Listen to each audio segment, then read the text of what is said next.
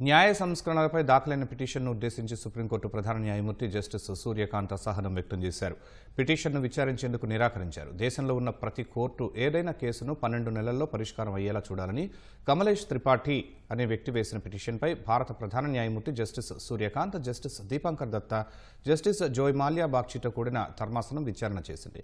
పిటిషన్లో భాగంగా కీలక వ్యాఖ్యలు చేసిన సీజేఐ జస్టిస్ సూర్యకాంత్ కోర్టు వెలుపల ఉండే కెమెరాల ముందు మాట్లాడటానికి, ప్రచారం పొందటానికే ఇటువంటి పిటిషన్లు వేస్తున్నారని ఆగ్రహం వ్యక్తం చేశారు.